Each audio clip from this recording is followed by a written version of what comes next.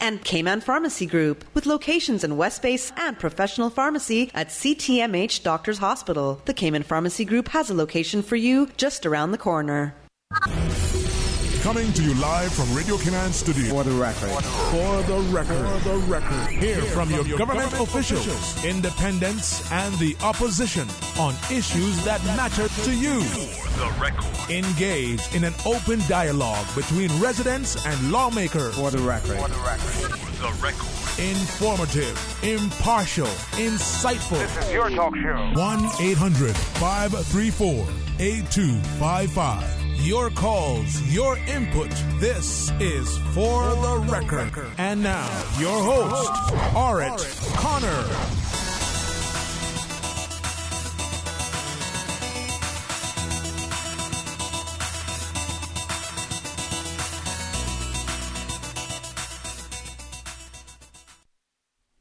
Good morning and welcome to For the Record. Today is Monday, the 7th day of January 2019, and I trust that everyone had an enjoyable weekend. Of course, we had a lot of precipitation yesterday, lots of rain, but we certainly welcome that as well. So the roads out there are still wet this morning. I urge you to be extremely cautious on the roads, and as usual, I also urge you to be courteous, be considerate of other drivers on the road as well. I know everyone gets frustrated because of the high volume of traffic in the road in the mornings, and that high volume of traffic is due to a myriad of reasons, not to leave out poor driving on the roads. Those persons who are driving at 25 miles an hour in a 40 mile an hour zone when there's no traffic backed up, but they cause the backup as well. And then, of course, there are those instances where the road just bottlenecks and traffic has to move very slowly. So, again, I urge you to be extremely careful on the roads because the life that you save may certainly be your own. I want to thank you, our listening and viewing audience, for allowing Radio Cayman and, by extension, For the Record, into your homes, into your vehicles, as you traverse the busy roads of the Cayman Islands, into your places of work, whether it be an office cubicle or if you're working in the outdoors. Of course, For the Record is a show produced by the staff and management of Radio Cayman, and it is geared towards keeping you abreast of issues as they arise and play out on the local, regional, and international scene. I am your host, Orrett Connor, and you're welcome to join me every Monday, Wednesday, and Friday from 7:30 a.m. until 9:30 a.m. Our phone lines are always open. There is always someone there waiting to take your calls. Normally, it is that beautiful radio voice of Miss Susan Watson, which you've already heard this morning as well. You can call us on our toll-free number provided courtesy of Flo. That toll-free number is 1-800-534-8255. You can also call us on 949-8037 and 949-6990. If you don't like to talk on the telephone, email us at For the Record. That is one word, For the Record, at candw.ky. WhatsApp us on 925-3261. where we encourage you to leave us a text message or send us a voice note, the contents of which will be played during the course of the show as well. And of course, you can follow us on YouTube simply by subscribing to Radio Cayman live stream. We always talk about two extremely important segments or entities in our community. We always talk about our elderly, whom we need to protect, and we also talk about our young people, who we see as the future of our country, and who, in turn, also need our protection. So it is my pleasure to have in the studio with me this morning to talk about the Cayman Islands Crisis Center and the launch of the Kids Helpline, and also to highlight other programs that the Crisis Center is involved with, and to assist me with that. Not to assist me, they're actually the ones who are going to be doing the talking. I'm going to be doing the listening, and of course we'll have some questions for them as well. But it is my pleasure to have in the studio with me this morning Miss Caroline Fordyce. She is the coordinator for Estella's Place. Miss Fordyce, good morning. Welcome to For the Record. Good morning. Thank you. And also with us, we have Miss Mira. Sorry. Yeah. Miss Kathy Baldwin, and she's the Mayor Lambert Outreach Aftercare Coordinator. Miss Baldwin, good morning. Good morning. Welcome to For the Record, and my apologies for messing up your name there. That's okay. That'll be your adopted name for the show. You can call, as long as it's nice, you can call me whatever you want. Natalie Baldwin. Yes, that's right. Miss Natalie Baldwin, Susan. Thank you very much for that. So it's my pleasure to welcome them this morning, and we're going to be talking about this very important subject. Now, remember, I've given you the numbers that you can call in. We would also welcome you to send us text messages or voice notes or emails as well if you have any questions, especially if those questions relating to any individual may be on a personal note, without calling names or something. We would encourage you to put it in writing to us, but we will have the phone lines open in the event that you have any questions, but we want them to be related solely to the topic, and we certainly want them to be pertinent as well. So, can we have some background information on the Crisis Center and the program that is being introduced for a listening and viewing audience? Yeah. So the Crisis Center was originally developed, originated about 15 years ago, and we are the domestic violence shelter here on the island. Mm-hmm. Since then, we have seen that there's other needs in the community, such as, this is why we have Estella's Place, mm-hmm. so that we can have any individuals come in who are in need. And other various different things. And we've also seen that there's a need for children. I work for Taya Lounge, and it's an after-school program for at-risk teens, 14 to 21.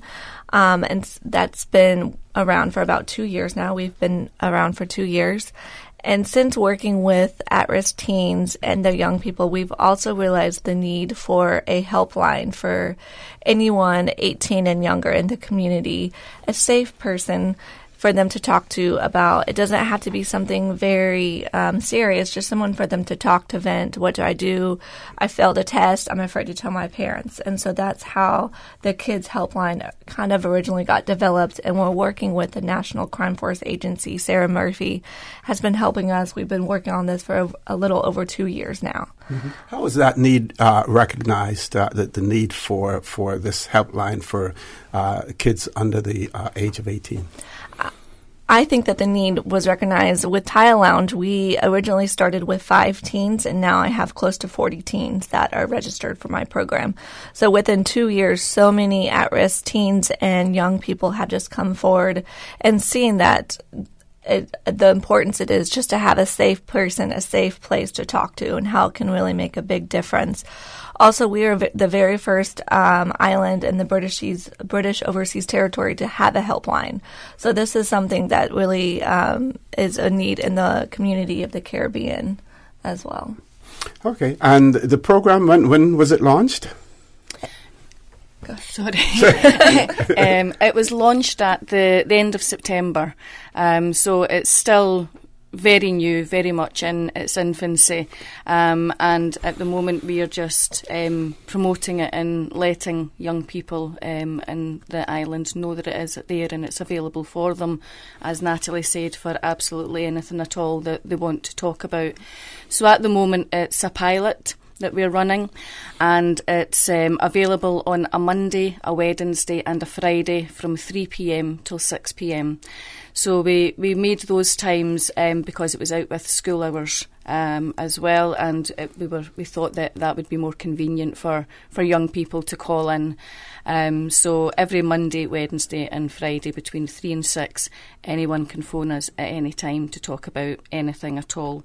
The phone number is 649-5437. Okay. Now, I know you've been doing the rounds promoting the program on the talk shows and everything else. What other ways have you reached out to individuals who may be in need of this service? Have you been to the various schools or to youth organizations and things of that nature, highlighting the program as well? Yes, that's something that we're doing now. I have contacted all of the school counsellors throughout the island.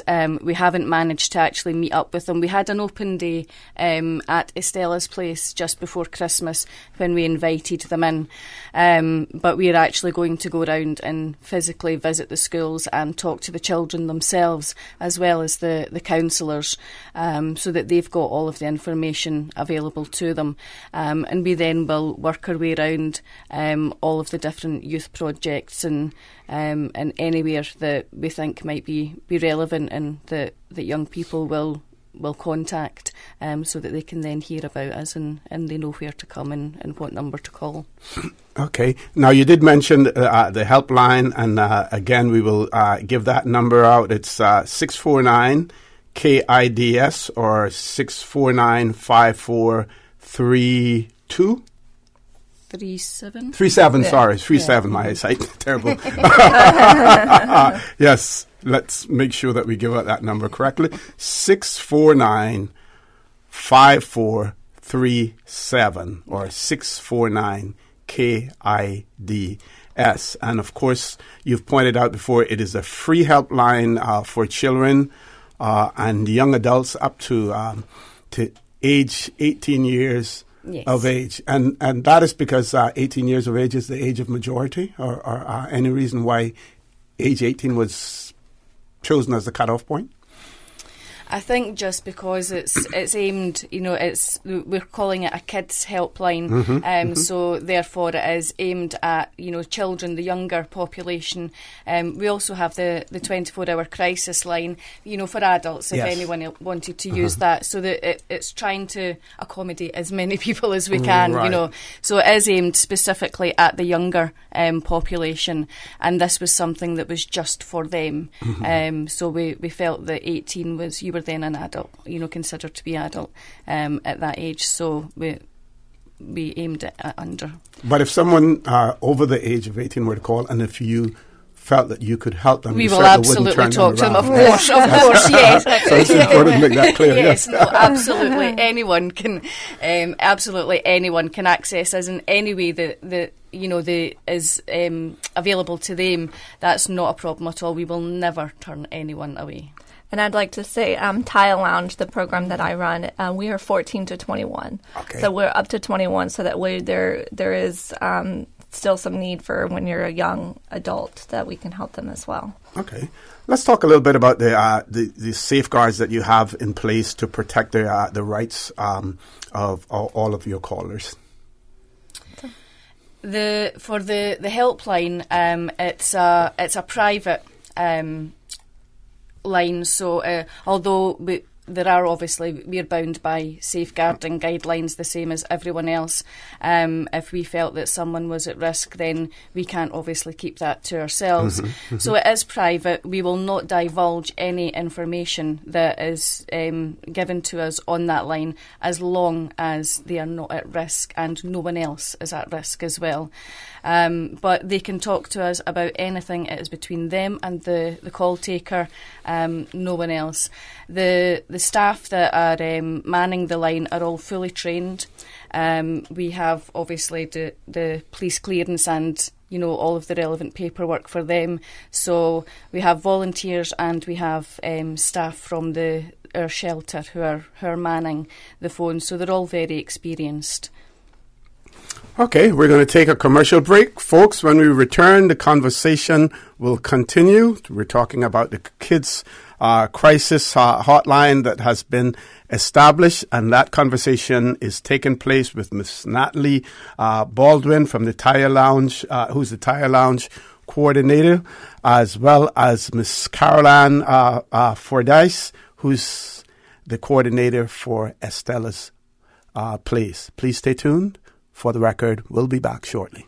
The Cayman Islands boasts of a long, colorful, and rich history. In tribute to our roots, Radio Cayman, the voice of the Cayman Islands, is pleased to bring you the Historical Vignette Series, sponsored by Cayman National Bank. Visit Cayman National Bank today for all of your financial needs. The Cayman Islands, he hath founded it upon the seas. Dennis H. Foster, CVO, CBE. Dennis Foster began his civil service career in 1950 in Cayman Brac, performing various duties from selling postage stamps to customs and immigration work. In 1959, he was seconded to the Turks and Caicos Islands as assistant administrator. He returned to Cayman Brac in 1960 and was appointed district commissioner of what were then known as the Lesser Islands. In 1968, he moved to Grand Cayman and was appointed Senior Administrative Secretary. The position description was later changed to Principal Secretary. In 1977, he was promoted to Chief Secretary, a position that included acting as governor in the governor's absence.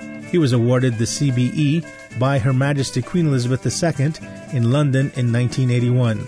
And 2 years later, he coordinated the first visit to Grand Cayman by a reigning monarch.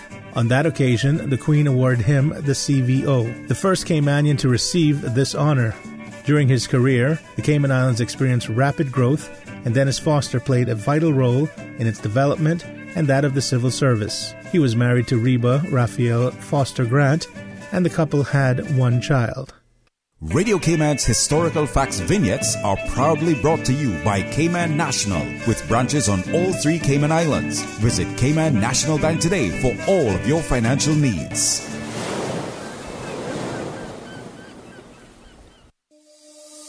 It's more than what we do. It's who we are. We were your official bank of the quincentennial celebrations in 2003. We were your Bank of the Year 4 times. We were voted as the inaugural top employer in 2010. We were the inaugural Business of the Year awardee in 2017. Who are we? We are Cayman National, your local bank, proudly serving you for over 40 years. It's because of you that our journey continues. It's 2019, and you know what they say, new year, new me. Yeah, Bobo. For me, it's new year, new car. For real? What you thinking of buying? The new RAV4 from Vant Motors. It's one of the safest compact SUVs out there with enough room inside, which is good for my family and convincing my wife we need this. Plus, it's fuel efficient, fun to drive, and on top of that, it's on sale too. Yeah, and I hear it's one of the best-selling SUVs on the market. Cause you don't gotta spend more to do more. That's why I'm gonna get mine now, while they have a new stock to select from. Do more in your RAV4. Save thousands on the all-new 2019 RAV4. Test drive yours today and see why the RAV4 is a best-selling SUV in Cayman. Available only at Vant Motors, Walkers Road.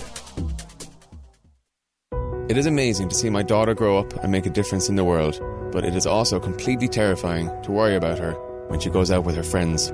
It is my job as a father to make sure she makes smart decisions and is safe as a young woman. So, when my daughter needs quality care, I take her to CTMH Doctors Hospital Pharmacy. CTMH Doctors Hospital Pharmacy understands the importance of the careful decisions you make every day for your family. Our staff work towards healthcare excellence and providing the most current and up-to-date training with pharmaceutical care, so you can feel confident in knowing that your family is safe with the right medication. At CTMH Doctors Hospital Pharmacy, we take care of your health. System 1 loaded. 1-800-534-8255. What is on your mind when it comes to the government, independence, and the opposition? Issues that matter to you. 1-800-534-8255. Waiting to hear from you. For the record, with your host, Orrett Connor. Good morning and welcome back to For the Record. We're here in the studio. We're talking about the Kids Crisis Hotline. In the studio with us, we have Ms. Caroline Fordyce, who is the coordinator with the Crisis Center. And then we also have Ms. Natalie Baldwin, who's the Thai Lounge coordinator at the Crisis Center as well. And we're talking now about the hotline and some of the particular aspects of the hotline. Before we went to the break, we spoke about the fact that there are safeguards in place to protect the rights of all callers, and we have some more bullet points in that regard as well. Any phone call is free. It's a free call line as well. Absolutely, yes, okay. Completely free to all 3 islands. Okay, can we talk about the qualities, the qualification of staff and volunteers of the program that you have? Yes, I recruit and train the volunteers who are going to be on the helpline.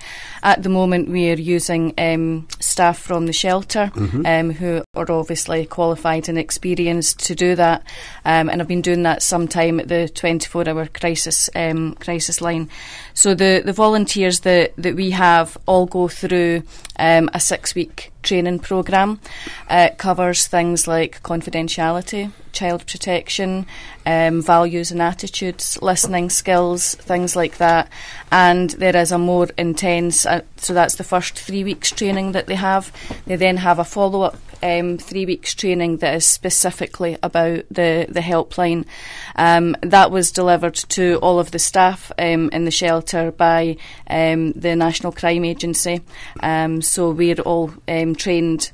All of the staff are trained as well, and we're now rolling that out to the volunteers. So they will be. So it's quite an intensive programme, but it has to be because obviously of the nature of the work that they're doing. All volunteers have to provide paperwork, relevant paperwork. They have to provide references and have their police check as well. Is there a particular need for additional volunteers at the moment? And if persons listening or watching, because this is replayed as well, and they certainly can follow us on YouTube, if they have a particular skill that they feel is useful, how can they go about volunteering? Absolutely, anyone at all. I think some people feel that because they don't have experience of domestic violence or of child protection that they're not qualified, and that's just not the case at all.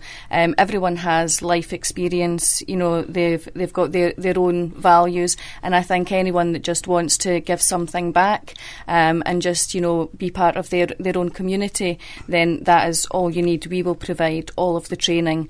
They can contact us either by contacting the office at Estella's Place or on the website as well. They can go to our website, Cayman Island Crisis Centre, and download an application form from there and just send it to myself, or they can send me an email at volunteer@cicc.ky. Excellent. Now, I note also that you provide support to each caller until they are in a safe situation. Yes. Can you expand on that for me? Yes, absolutely. We would never leave someone, who is in any kind of danger or, just struggling in any way. We will take as long as that takes.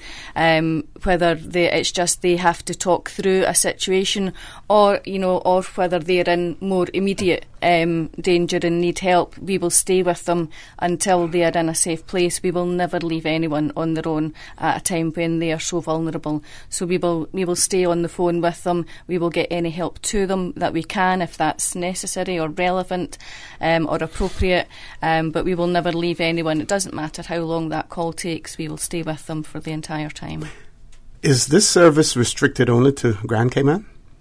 No, it's throughout the 3 islands. All 3 islands are it's accessible to, and it's free for all 3 islands as well.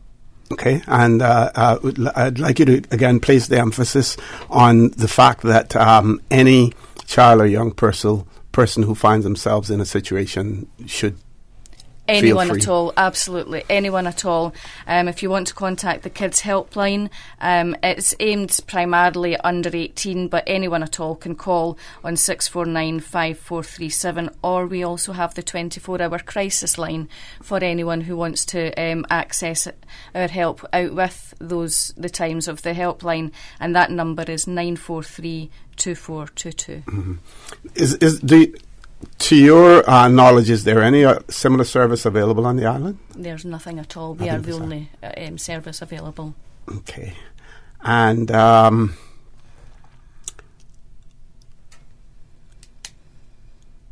in terms of the amount of traffic that you receive, when you look at years, I see here where it says in the fiscal year 2016, 2017,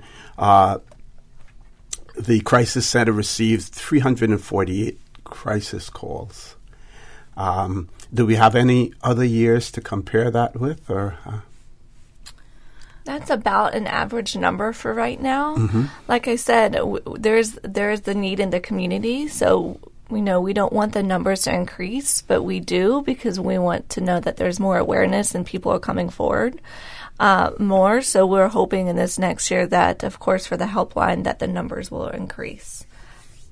Okay, let's talk a little bit about Estella's place now, a little bit more about that. And of course, we know that Estella's place is named after, someone who was quite significant in the Cayman Islands community in terms of women's rights and other things as well. Can we talk about that? Mm-hmm. So Estella's Place, that is actually where the Kids Helpline, that's, where Tile Lounge is right now, is where Estella's Place. And then also anyone who's in need in the community needs a safe person to come in and talk to. We are there as well. And then also any other different various things that we do at Estella's Place as well, right? Yes, we have a walk-in facility in Estella's Place, so anyone who needs support but doesn't need shelter as such, so just needs advice, needs someone to talk to, then they can come in to Estella's Place. We're situated off Eastern Avenue in Crown Square, so they can drop in any time between 10 a.m. and 6 p.m. We're there, and yes, it was. We also have Tile Lounge there as well, as Natalie said. But it's a space that's for the community, that anyone can come and if they want to reach out to us and for any support at all, then that service is available to them Monday to Friday. Okay, so it's accessible to all. You provide safety planning as well. Mm-hmm. Yeah. Parenting education. Yes. Advocacy. Yes, if anything that's required, really, anything like that, we can either provide ourselves or signpost on to another organisation who might be better qualified for that. But anything at all, but even just to come in initially and talk to us about what is going on in their lives, what they feel they need support with, and then we will give. It's a needs-led service, so we will, assess each individual situation and work with that individual person to find a solution for them. Okay, we have about 1 minute before we go to the break, so not a whole lot to fill into that 1 minute, but we're going to be talking too about the emergency shelter. So what we can do is we can have some introductory remarks about that, and then we will cover that when we come back from the 8 o'clock news. So just a little introduction about the emergency shelter. Sounds great. Yes, the shelter, it's the only shelter on the island, and that's just to house anyone who is suffering from or experiencing domestic violence and needs a safe place to go. Then we have 26 beds available in the shelter, and that is accessible to all females on the island experiencing domestic violence. Okay, only female? At the moment, yes, unfortunately, yes. Okay. Folks, we're going to go to our 8 o'clock news. When we return, the conversation will continue with individuals from the Cayman Islands Crisis Center. So don't change that dial. You know, we have very, very important news on Radio Cayman. And then when we return, the conversation will continue until about 8:30, and then after that, I believe that we will also be talking about the scholarships program in the Cayman Islands. So please stay tuned. For the record, we'll be back immediately after the 8 o'clock news. Studio time now by Price Right is 7:59. Price Right is Grand Cayman's warehouse shopping superstore, making your dollar go further with huge savings and no membership fees. Get more of the things you use every day at the right price. But it's not just grocery and health and beauty. Price Right has a full range of products from office to automotive, patio furnishings to kitchen appliances, and even electronics. And since warehouse prices mean savings for you, everything is priced right at Price Right, Grand Cayman's warehouse shopping superstore. The voice of the Cayman Islands. 89.9 FM in Grand Cayman and 93.9 FM in Cayman Brac and Little Cayman. Silver wings shining in the sunlight. Radio Cayman. Access and information. Your community. News and information. Radio Cayman is your choice, your voice for today's biggest news. Radio Cayman.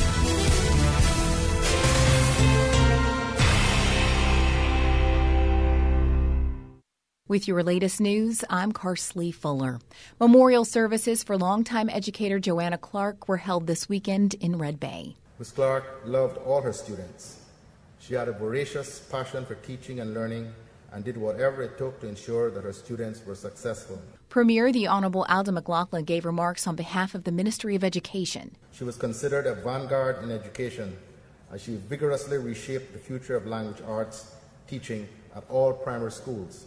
Ms. Clark came to Cayman in the early 60s, teaching for many years, becoming a beloved principal at Savannah Primary, and later playing an instrumental role in ensuring teenage parents received an education. She passed away on Christmas Eve. In other news, the group advocating for a referendum on the Cruise Pier project is one of several community groups holding a town hall meeting later this month. The event billed as an opportunity to shape the future vision of the Cayman Islands. A press release from CPR Cayman says the free event will include presentations on sustainable development, tourism, and environmental conservation efforts. Cayman 2020 Visualizing Our Future will be held on Saturday, January 19th at the South Sound Community Center from 12 until 4 p.m.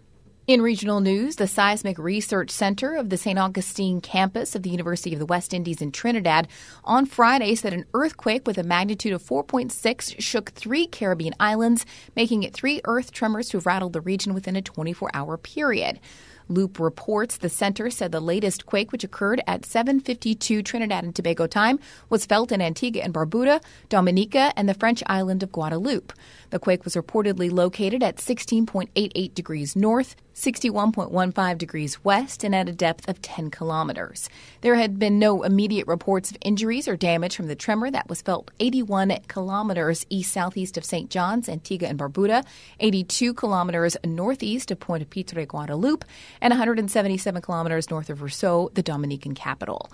Earlier on Friday, an earthquake with a magnitude of 4.6 shook Trinidad and Tobago, following one with a magnitude of 3.9 that jolted St. Lucia, Martinique, and St. Vincent and the Grenadines just after midnight. Now, with a check of international news, here's the BBC, who will take us out of the newscast.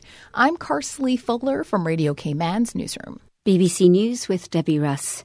The government in Gabon says it's foiled a coup attempt against President Ali Bongo. It said 4 of the junior officers involved were under arrest and a 5th was on the run.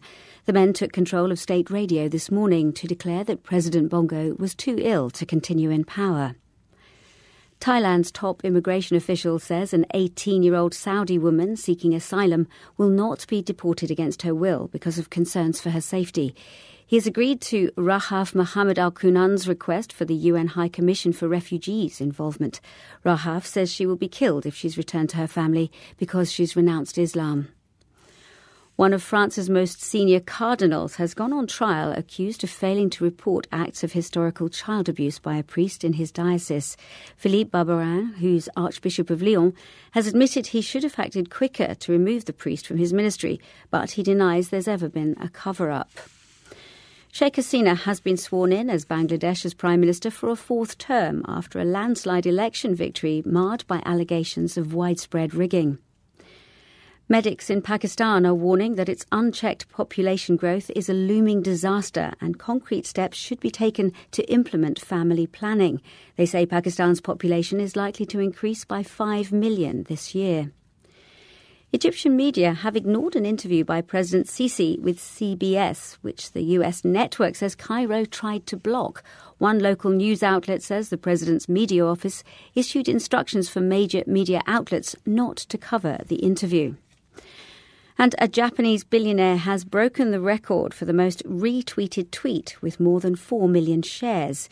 Yusako Miyazawa, who founded a Japanese online clothing retailer, had promised almost $10,000 to 100 randomly selected people who shared his tweet. BBC News. Access. Information. What's happening in your community?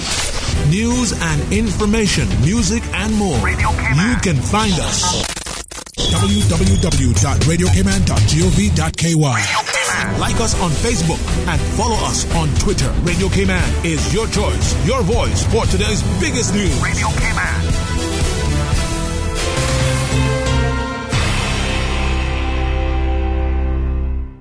Tune in to Radio Cayman every morning at 7:20 a.m. for your daily weather update. Proudly brought to you by Miller's Plumbing and Accessories. With over 47 years of experience, they'll get the job done for you on time. Free estimate. Miller's Plumbing and Accessories. Call them at 949-4709 for a free estimate. In financial news, European markets turn lower after a marginally higher opening on Monday following an upbeat Asian session.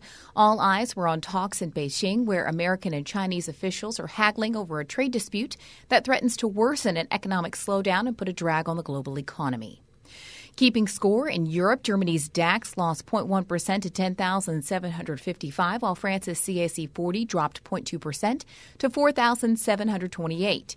Britain's FTSE 100 shed 0.2% to 6,825.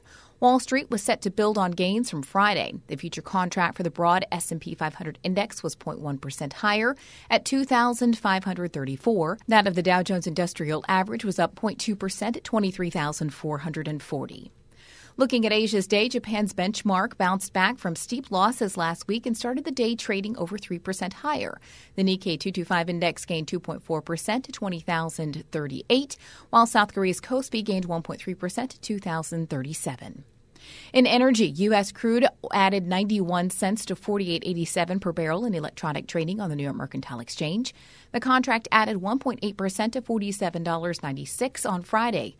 Brent crude used to price international oils gained $1.17 to $58.23 per barrel. It rose 2% to $57.06 in London. And in currencies, the dollar weakened to 108.13 yen from 108.52 late Friday. The euro rose to 1.1444 from 1.1362.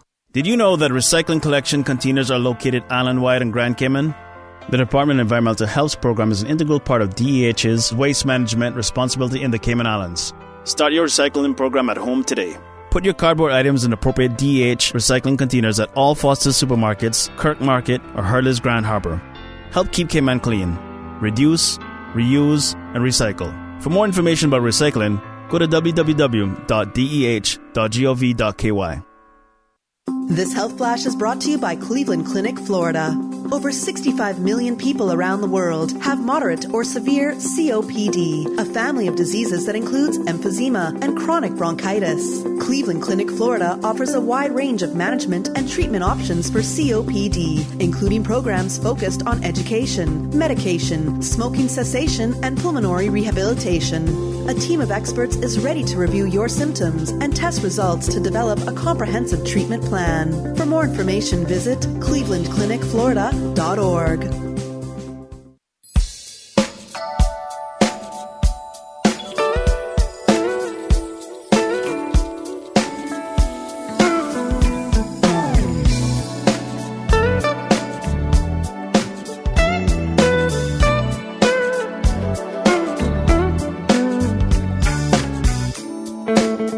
Pleasant good morning. Time now for the latest weather report. Current temperature is 78 degrees. Relative humidity is 91%. Barometric pressure is 30.04 inches and rising. The wind is northeast at 7 knots. Overnight low temperature was 70 degrees. Synopsis indicate an upper level trough over the Western Caribbean will support cloudiness and showers over the next 24 hours, and radar images show showers in and around the Grand Cayman moving southward. Now the forecast for the Cayman Islands for today, calling for partly cloudy to cloudy skies with a 40% chance of morning and afternoon showers and possible thunder. And temperatures will be in the mid-80s today. Your winds will be east to northeast 10 to 15 knots, and seas will be slight to moderate with wave heights of 2 to 4 feet. And the forecast for tonight, calling for partly cloudy skies with a 30% chance of showers, and temperatures will fall to the low to mid-70s. Your winds will be east to northeast 10 to 15 knots, and seas will be slight with wave heights of 1 to 3 feet for tonight. Low tide will be in just a couple minutes at about 8:13. High tide this afternoon at 2:23, and our low tide again tonight at 9:25. The sun will set this evening at 6:01 and will rise tomorrow morning at 2 minutes past 7. And the outlook is calling for similar weather conditions through tomorrow night, with a decrease in cloudiness and showers expected thereafter.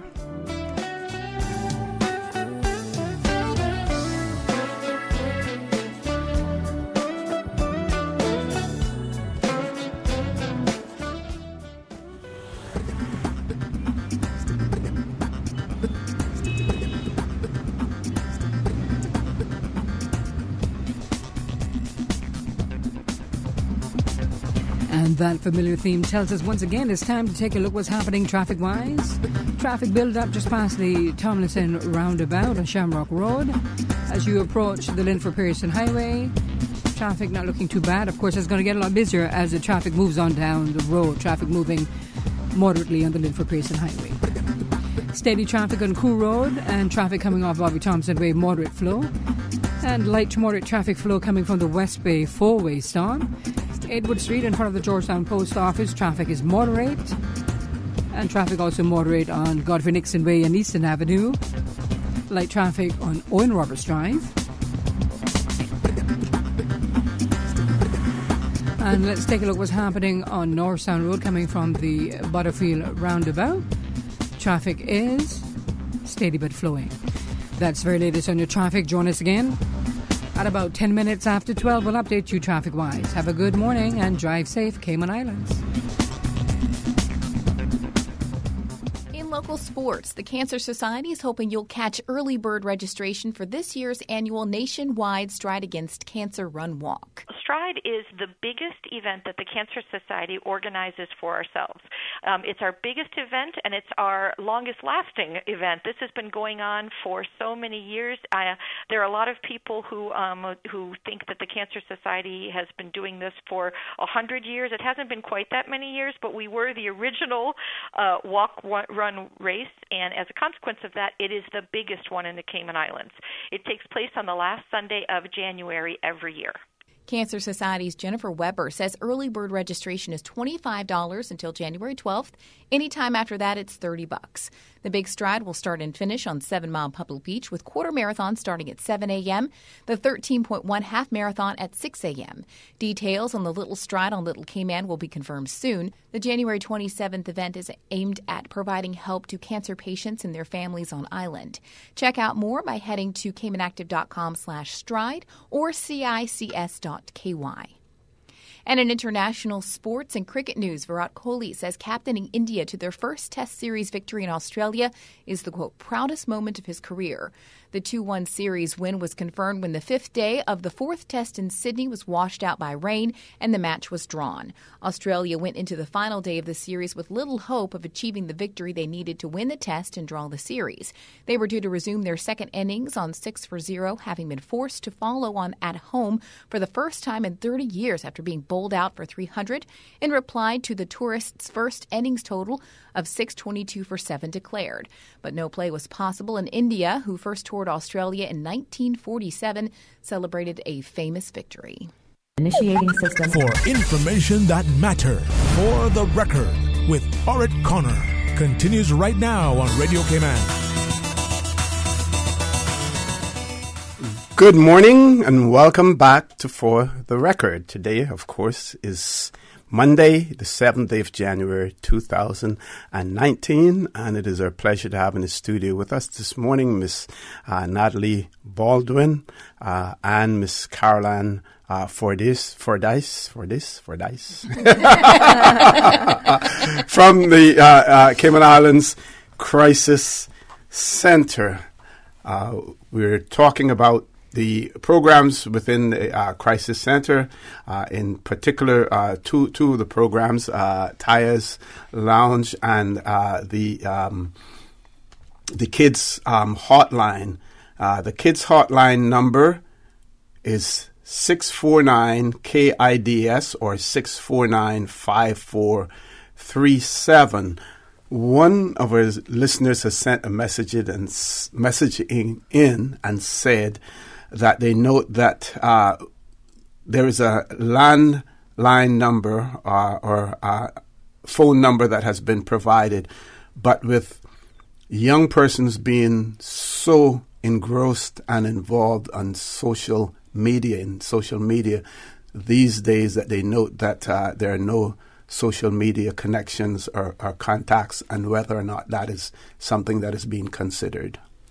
Yes, it is. It's something that we talked about quite a lot when we were planning the helpline, and it's something that's obviously relevant. Social media plays such a huge part in young people's lives, and it's for a lot of people, it's how they communicate as well. Mm-hmm. They will send a text message or a WhatsApp message rather than pick up the phone.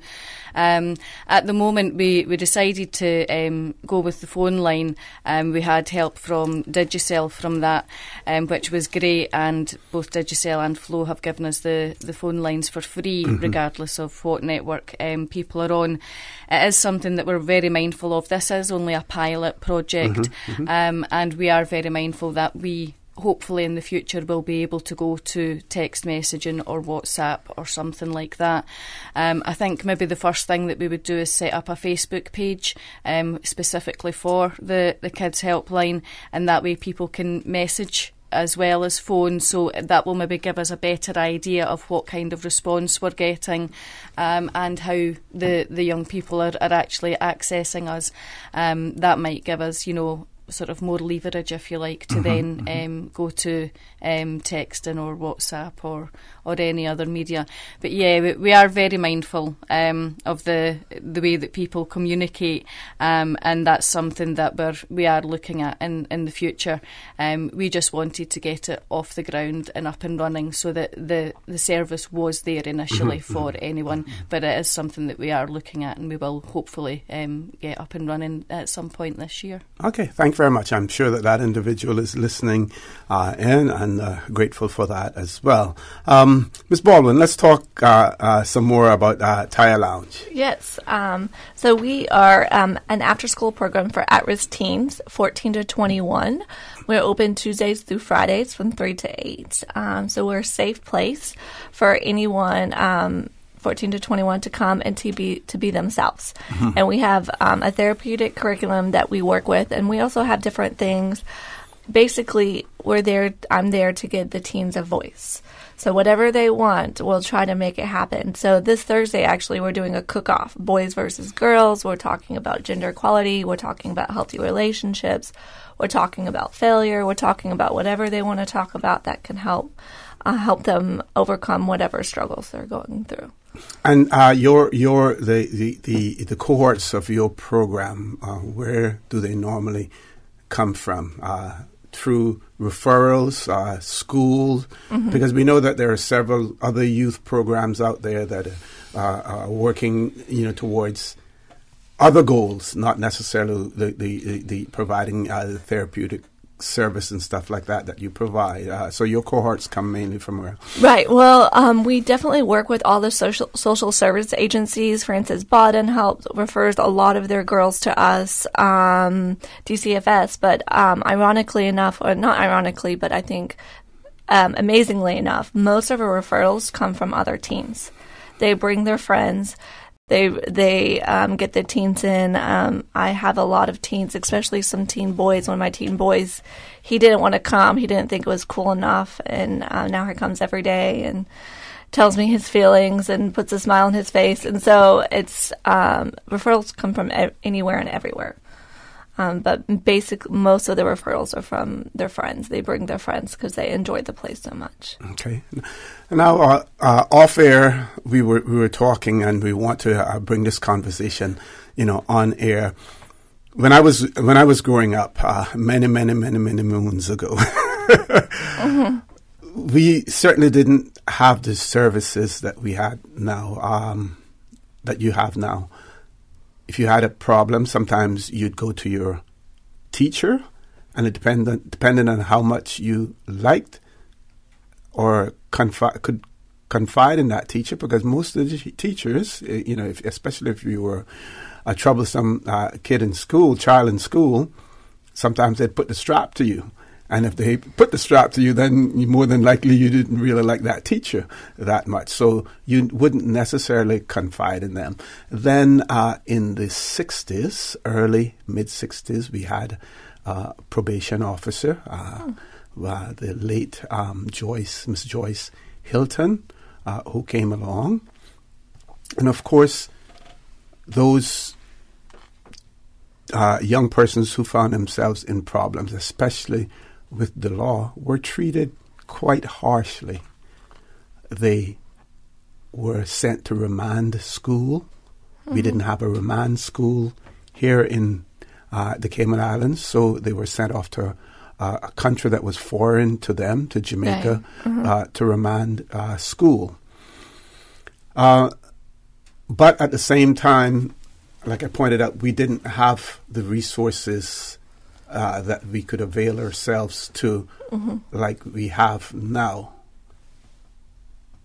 But I would venture to say that we didn't have as many issues then in the 50s and early 60s when I was growing up that we have now.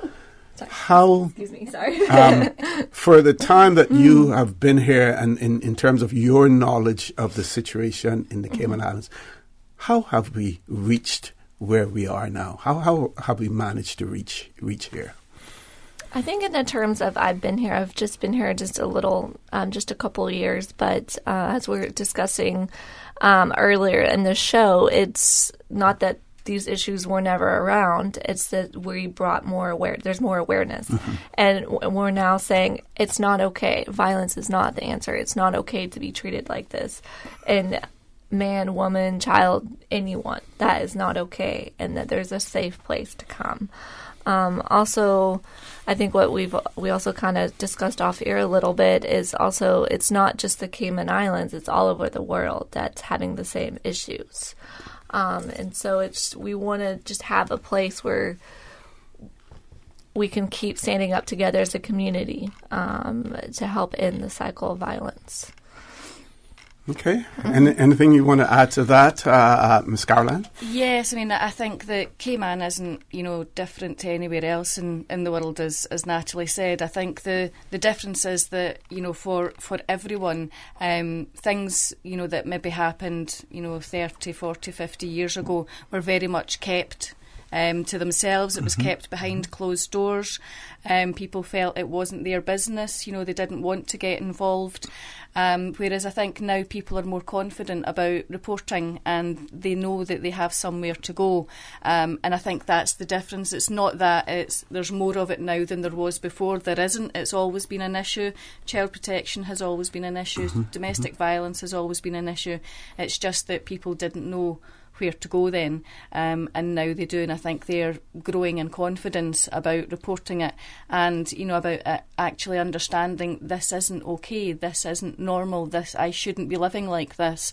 And so it's just about their own confidence in actually reporting it and standing out. So, which is great. That's what we want. We obviously don't want anyone to be experiencing any of these things. And as Natalie said, our ultimate goal is to close our doors and not be needed anymore. So that's something that we're talking ourselves out of a job, aren't we? Yes. Yeah, that's a good thing. Yeah. I think we can do it. Yeah. And of course the judiciary, the courts, as well as the police and other enforcement agencies are now more sensitized to the issues as well, and they would have a tendency to bring a lot more to your attention also.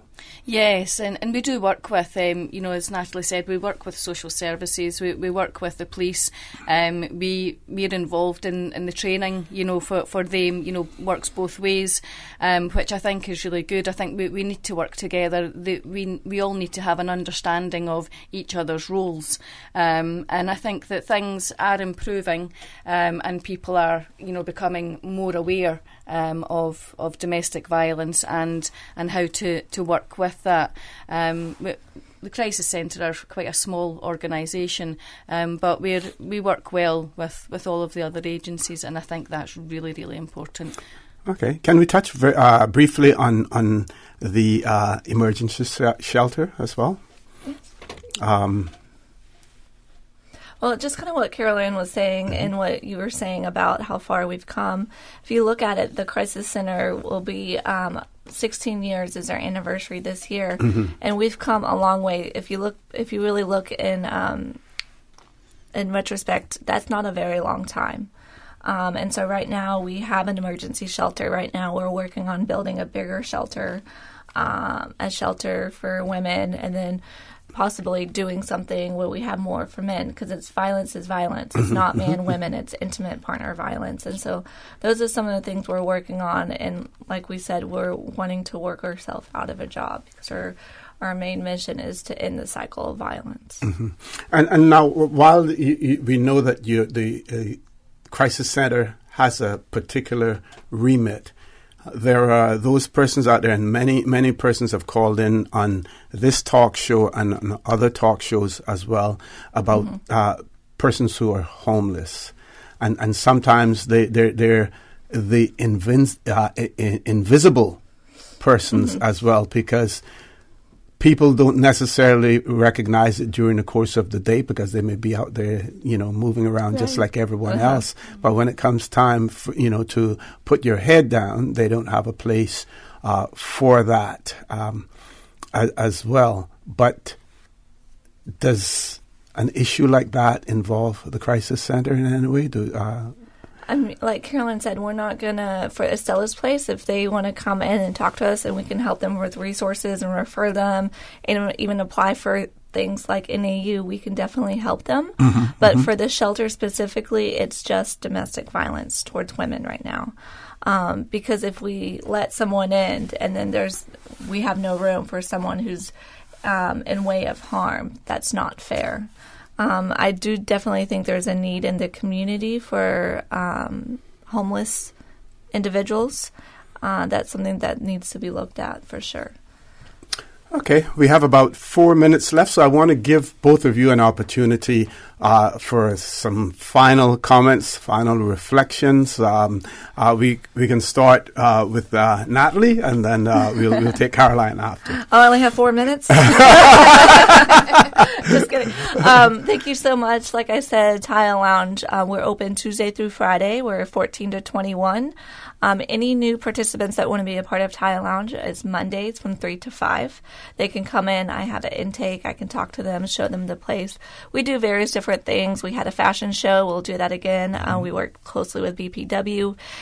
We do lots of cooking. We like to eat. We go grocery shopping, life skills. They'll help me do the grocery list, budgeting, various different things. So if anyone's interested, they can contact me anytime on my work cell at 321-5129. or at natalie.baldwin@cic.ky. Okay, thank you very much for that. Yes, I mean, I think just to say that if, Estella's Place is there for anyone, we're on Crown Square on Eastern Avenue. They can access us between 10 a.m. and 6 p.m. Monday to Friday. Anyone that you need any help at all, then we will do our best to support. We will never turn anyone away. Or for the kids helpline specifically, is Monday, Wednesday and Friday at the moment between 3 and 6. We're hoping that will those hours will change. But at the moment for the and pilot, possibly the days as well. The days as well. No one goes out there and selects a day that they're going to have an issue. Yeah, absolutely. That would be nice if we could know, right? It would be good if we could control life in that way, but unfortunately not.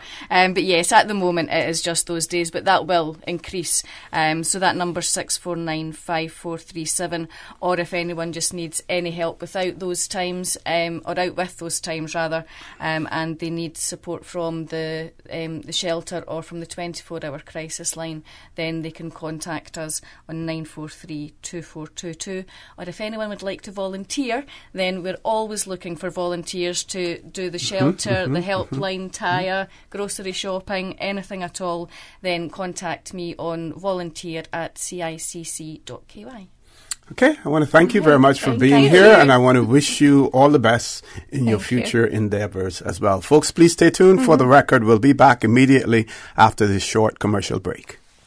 It's 2019, and you know what they say, new year, new me. Yeah, Bobo. For me, it's new year, new car. For real? What you thinking of buying? The new RAV4 from Vant Motors. It's one of the safest compact SUVs out there with enough room inside, which is good for my family and convincing my wife we need this. Plus, it's fuel efficient, fun to drive, and on top of that, it's on sale too. Yeah, and I hear it's one of the best-selling SUVs on the market. Cause you don't gotta spend more to do more. That's why I'm gonna get mine now, while they have a new stock to select from. Do more in your RAV4. Save thousands on the all-new 2019 RAV4. Test drive yours today and see why the RAV4 is a best-selling SUV in Cayman. Available only at Vant Motors, Walkers Road.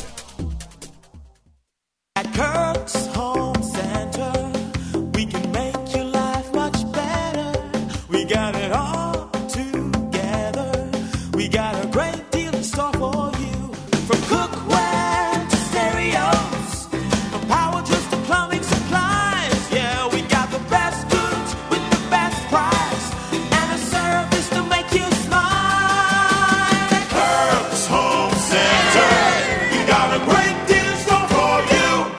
Radio Cayman's premier health show For the health of it with Tara Bush. is brought to you on Saturdays at 9:30 a.m. and Wednesdays at 7 p.m. on 89.9 and 93.9 FM. Proudly brought to you by the Cayman Islands Civil Service Association. For more information on how you can become a member or the benefits of the CICSA, please visit www.cicsa.ky. For your convenience, the CICSA offices are open on Mondays from 9 to 12 p.m. and Thursdays from 1 to 4 p.m. For the health of it with Tara Bush. System 1 loaded. 1-800-534-8255. What is on your mind when it comes to the government, independence, and the opposition? Issues that matter to you. 1-800-534-8255. Waiting to hear from you. For the record, with your host, Orrett Connor. Good morning and welcome back to For the Record. I thought we were going to have other guests in the studio, but it doesn't appear as if anyone is here, so the show must go on, and it will go on. So what we're going to have now is we're going to have open mic this morning, open line for our listeners and viewers, those who are following us on YouTube. You can call in and converse with me as well. And I'll start off by someone has already sent me a WhatsApp, and I read this article yesterday. The UK's 12-sided pound coin goes global with rollout to overseas territories. And this is very interesting because I'll make my comments afterwards.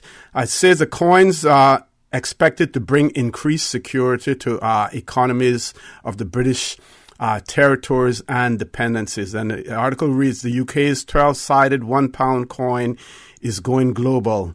The Treasury has announced as overseas territories and crown dependencies will be able to design and mint their own version of it. The coin, which was introduced in 2017 and boasts features designed to thwart criminals trying to produce copies, has been described by the government as, quote, the most secure of its kind in the world, close of quote. The move means those living overseas may soon be able to spend bespoke versions of the pound coin, replacing the older coins currently in use. Many territories and dependencies have coins based on older versions of the UK currency, and they will now have the choice to use this cutting-edge technology and design to protect their cash, the government said. Currently, many of the UK's territories and dependencies use their own version of the pound, which is pegged against sterling. To produce their own 12-sided coin, overseas territories and crown dependencies will inform the Royal Mint, who will ensure the same security standards are met before supplying them with the necessary blank or struck coins.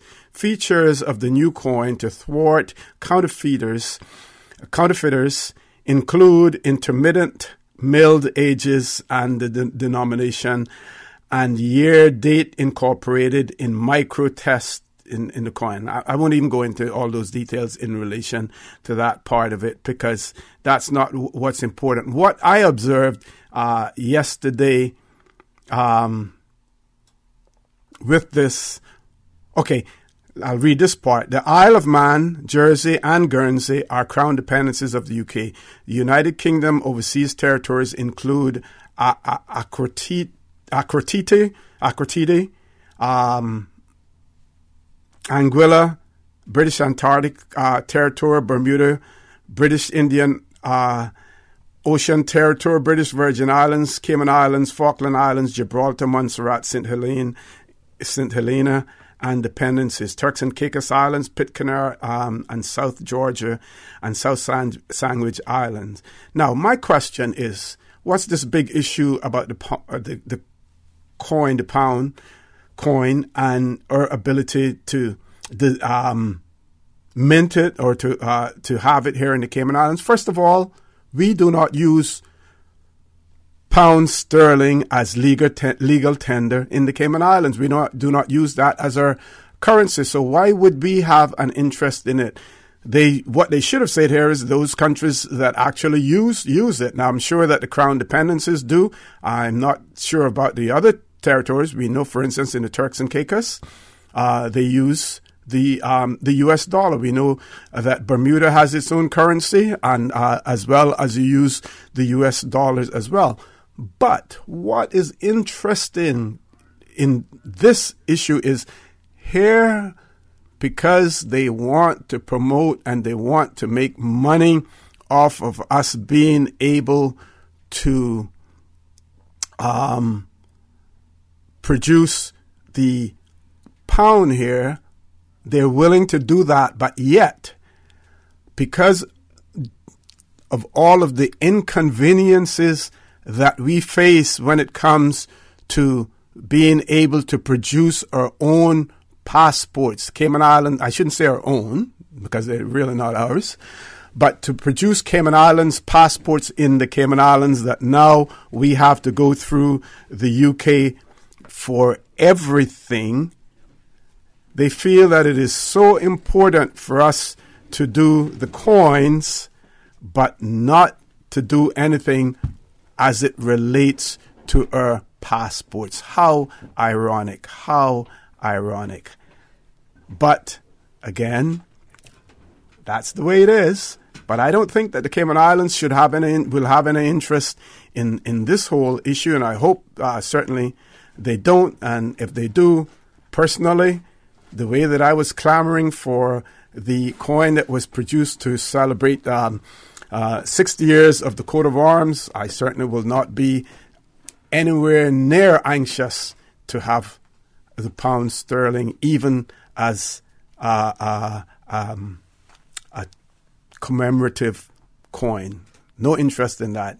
Give us back the production of our passports so that people in the Cayman Islands are not inconvenienced and not have to go through as much red tape as we have to go through now with it.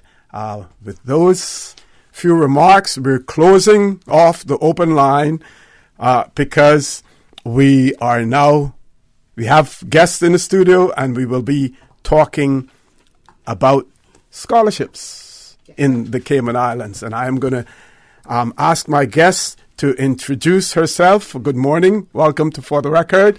And Ms. Sheriff, please introduce yourself. Thank you. Happy New Year, Mr. Orrett. Thank you. Happy New Year to you as well. Dr. Shari Smith. Yes. Senior Policy Advisor and Manager with the Ministry of Education. Currently the Manager of the Scholarship Secretariat. Okay. And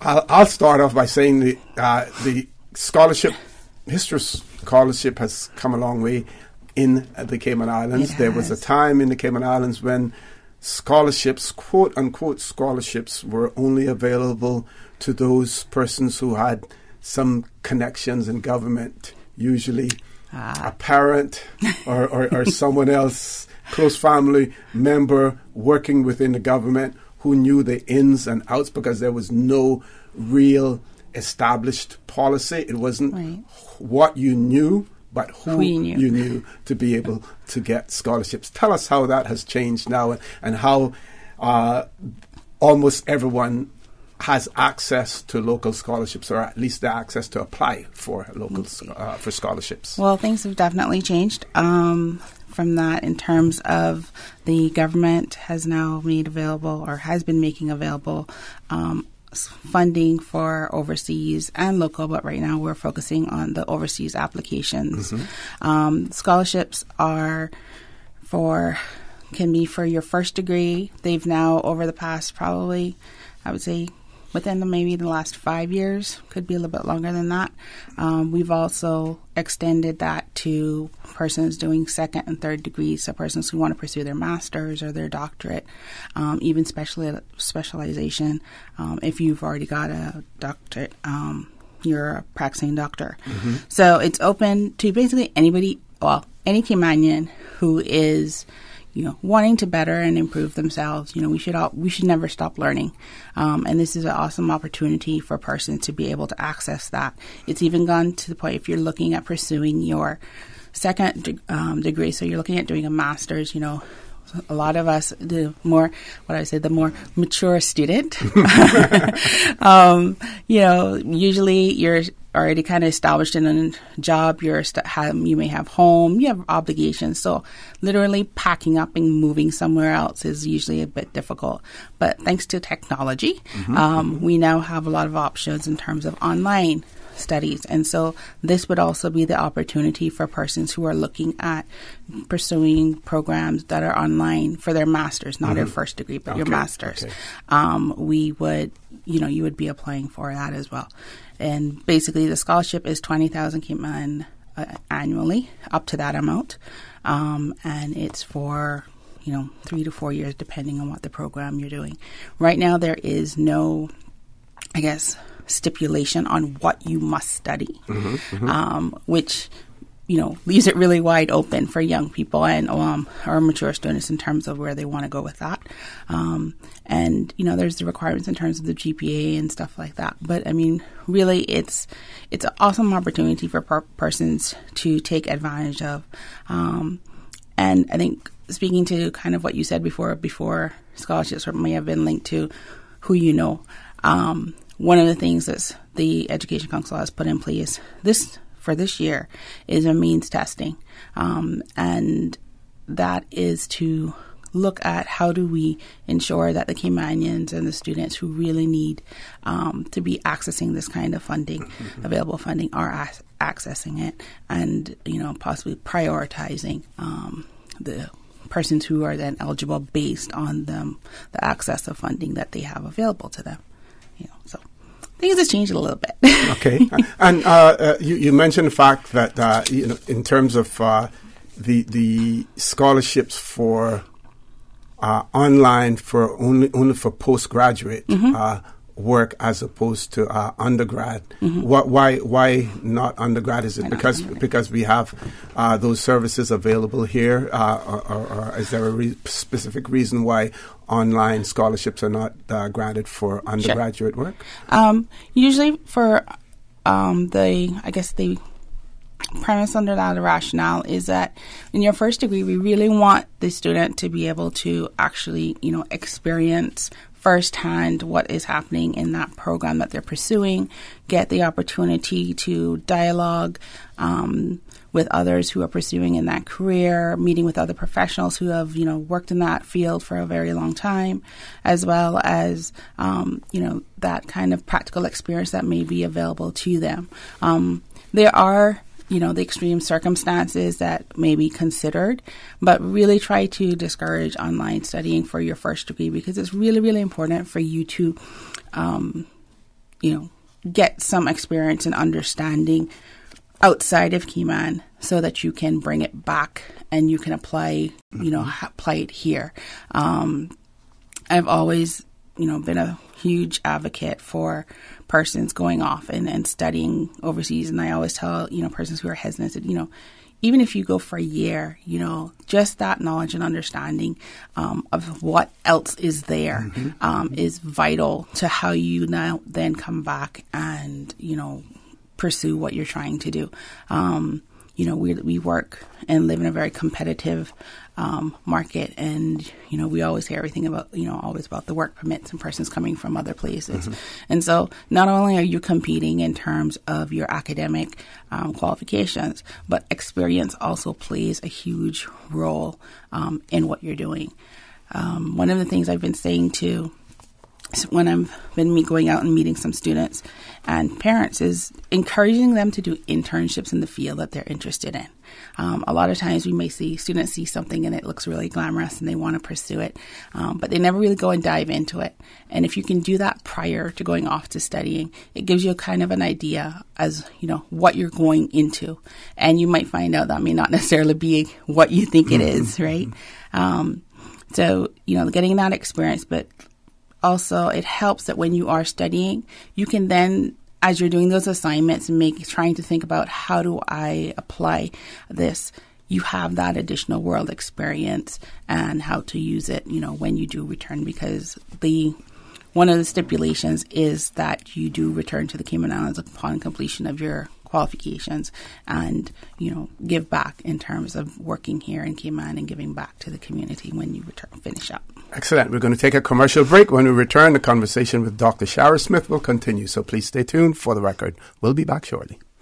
It's 2019, and you know what they say, new year, new me? Yeah, Bobo. For me, it's new year, new car. For real? What you thinking of buying? The new RAV4 from Avant Motors. It's one of the safest compact SUVs out there with enough room inside, which is good for my family and convincing my wife we need this. Plus, it's fuel efficient, fun to drive, and on top of that, it's on sale too. Yeah, and I hear it's one of the best-selling SUVs on the market. Cause you don't gotta spend more to do more. That's why I'm gonna get mine now, while they have a new stock to select from. Do more in your RAV4. Save thousands on the all-new 2019 RAV4. Test drive yours today and see why the RAV4 is a best-selling SUV in Cayman. Available only at Vant Motors, Walkers Road. My dad is the best. He was always there to protect me and guide me to be a better person. He helped shape me into the woman that I am today. But I was never prepared for the day that I had to protect and take care of him. It was terrifying and a total role reversal. But I will always be there for him like he was for me. When it comes to his medical care, I go where he always did, West Bay Pharmacy.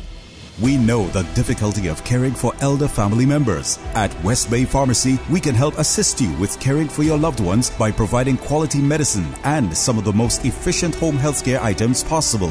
We provide precise calculations with your prescriptions to ensure your medical safety. West Bay Pharmacy, taking care of your health. Initiating system. For information that matters.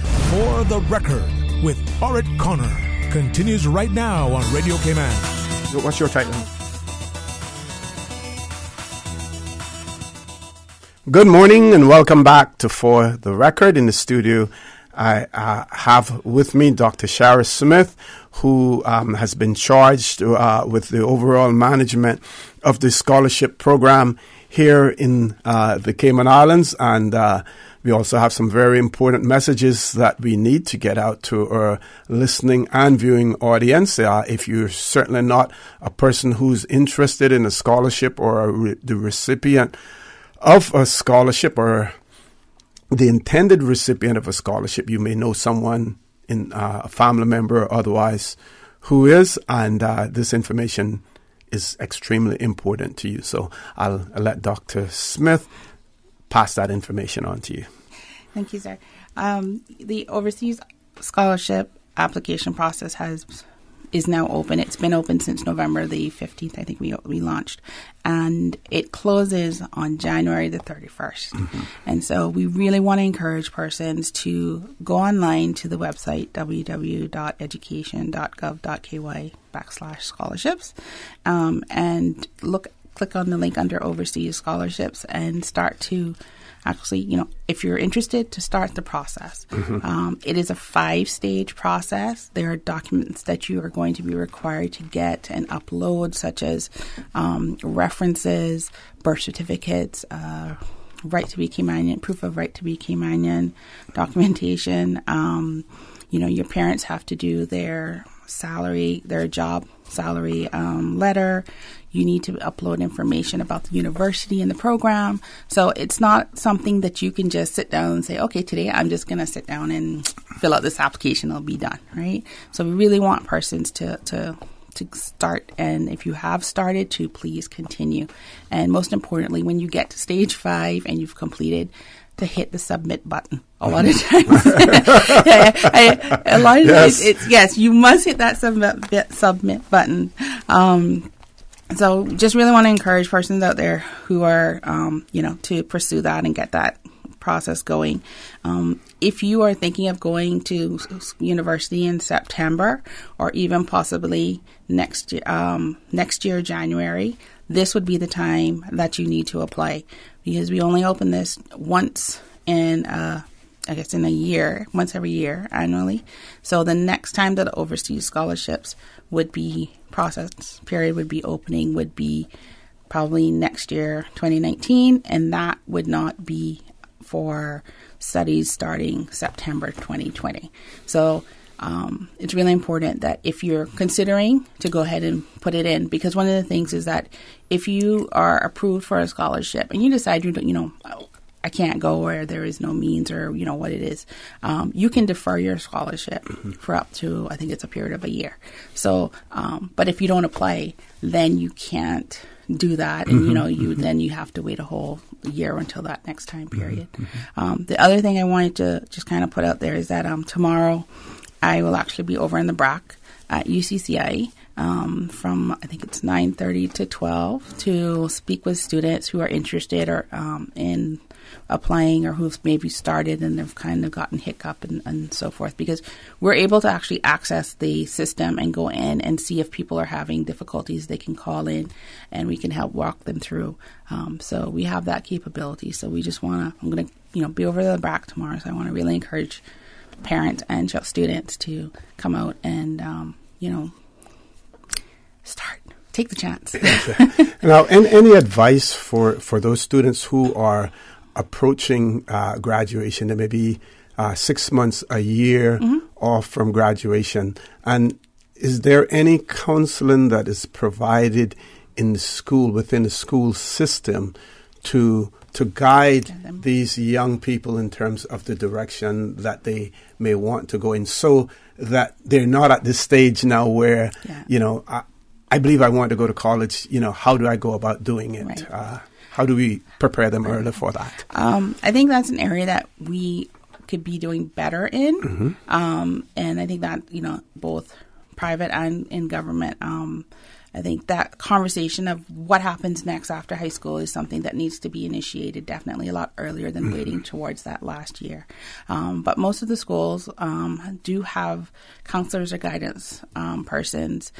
Senior management persons will also, who have gone through this process with previous students, can also be good guidance and, persons to kind of bounce ideas off as well. Important for them to talk with their parents or a very, close relative as a part of that conversation as well.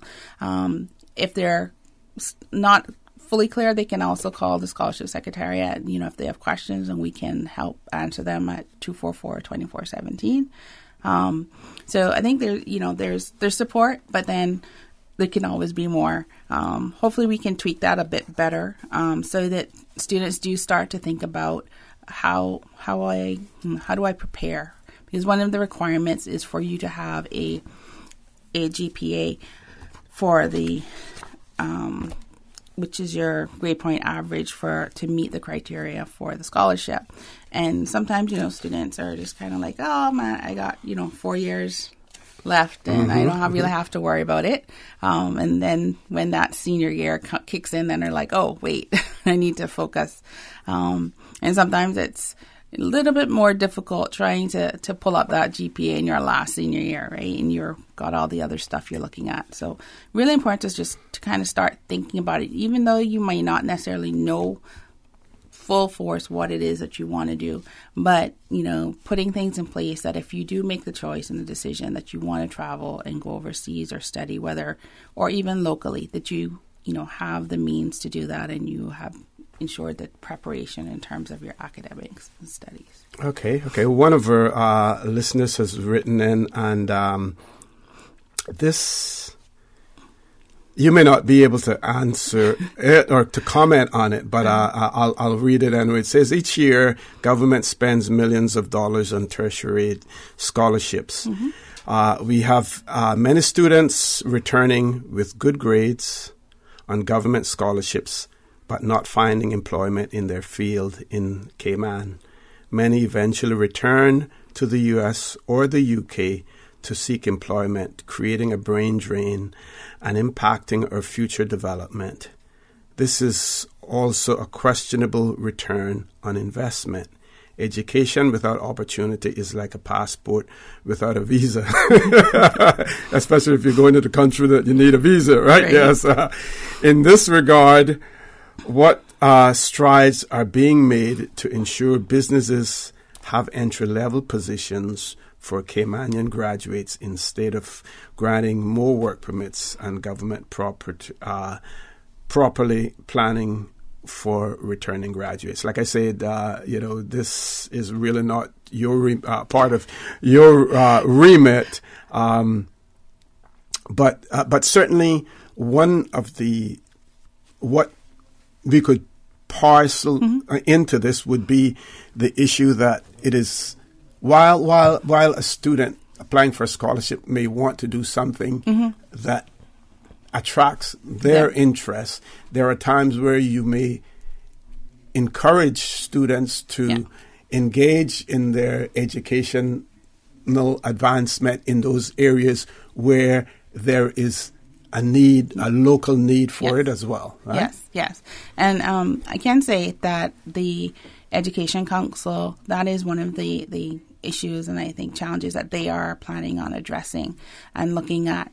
And, one of my tasks moving over to the Scholarship Secretariat is looking at how can we better, track the students who we have who are overseas, what are they studying, what are the areas and so forth, so that we are better able to kind of match that. So if we know a student's coming back with a degree in architecture within the next 2 years, then we're able to ensure that information is passed on to the various authorities to say, we will have a returning K-9 in at X date and in this qualification when they're looking at various applications and so forth. So I know that is one of the things that's on the priority list for the current Education Council. Yeah. And that has always been a promise, but I believe that we have more mechanisms in place now with work, the new entity being established to better coordinate that. Exactly. Because I think previously there was a system that Ministry of Education could access or was supposed to be able to access through, I think we had NWD at the time, and that should have been linked with immigration. And I don't think that system ever really got running the way that we envisioned it would. So we're hoping that we can do a better job on that. The other thing is that, when we say that, there may not be criteria, that doesn't mean that that's not coming. And I think that is one of the things that the Education Council is currently undertaking, is looking at what has been, how it's been managed over the years, looking at how do we improve, what resources do we need to put in to better track information and better ensure that students, when they are returning home, that there is opportunity for involvement. So it's, as you said, there are promises, but I have confidence. I mean, we have a very strong-willed Education Council, very determined individuals who have been very successful in their personal fields. And so I have no doubt that if this is what they're setting out to do, that it won't be accomplished. And so that we will be better to kind of navigate that whole, ensuring that our students can seek employment and so forth when they return home. Okay, we're going to take a break for our headline news at 9 o'clock. When we return, the conversation with Dr. Shara Smith will continue, so please stay tuned. And of course, we're talking about overseas government scholarships. Follow Radio K-Man on Twitter. All the latest information, breaking news, community events, and more. Follow us at twitter.com/Radio K-Man. Radio K-Man. Radio K-Man's newsroom. These are the biggest stories right now.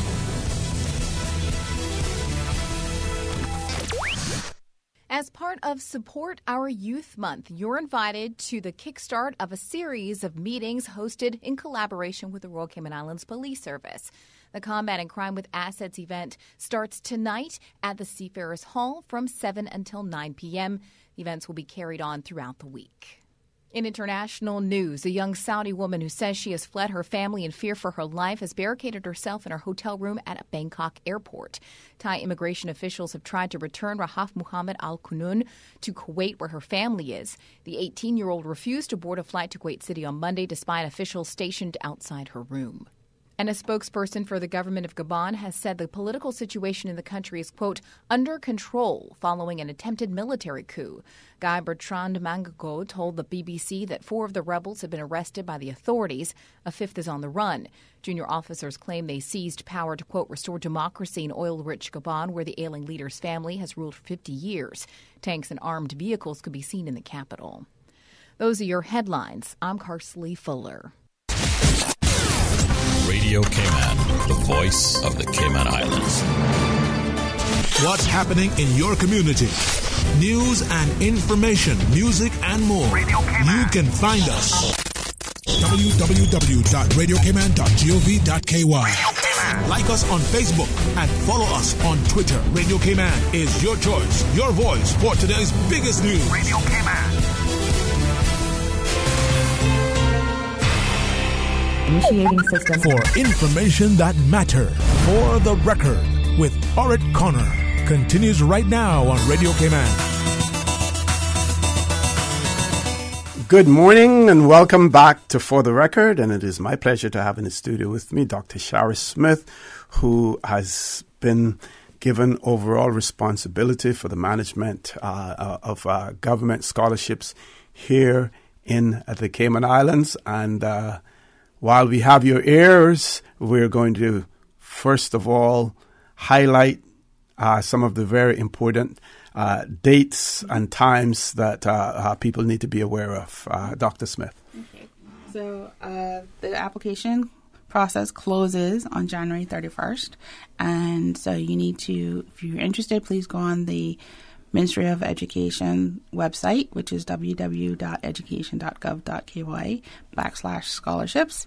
And on our scholarship webpage, you'll see all the information in regards to applying for the scholarship, the link that you need to click in terms of getting to the actual website where the application process is housed, which is called Fluid Review.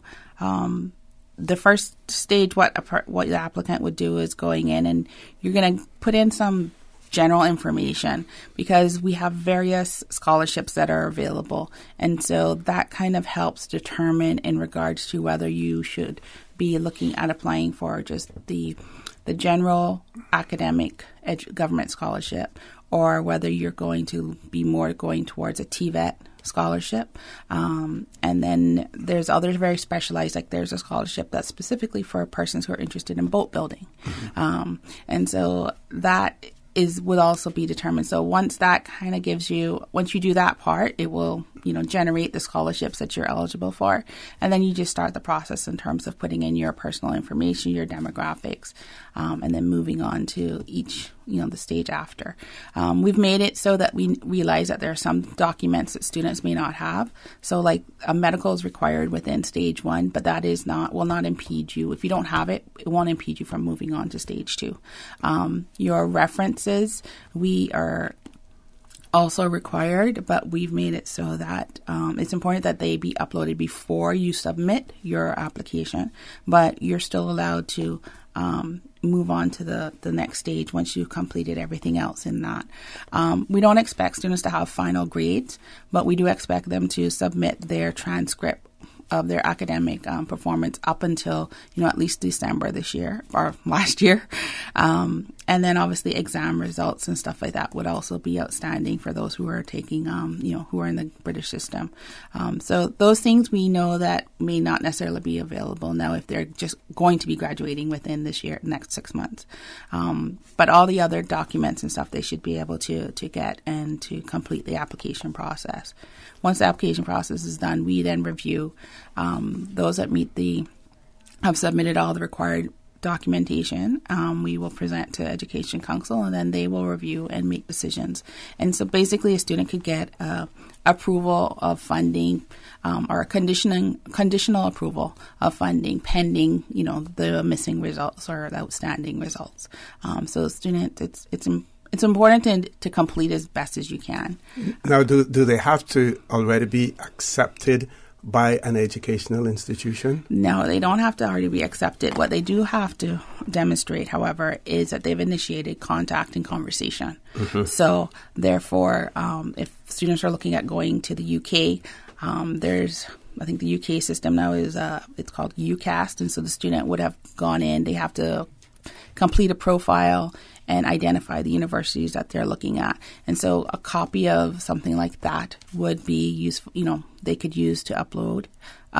If students are looking at you going to Canada or the US, demonstration that they have contacted, whether it's the program directly of the university or they've contacted the international student office and gotten back some kind of information in terms of the requirements and so forth that they'll be looking at. So just, a demonstration that you've at least initiated the conversation and did some investigation in regards to what you want to be pursuing. And Dr. Smith, someone who has previously graduated and has decided to go out into the workforce and work a little bit for whatever reason. Right. And now are interested in attending tertiary, pursuing tertiary education. Right. Is that possible? It definitely is. We have persons who are pursuing their master's, persons who are pursuing their doctorate.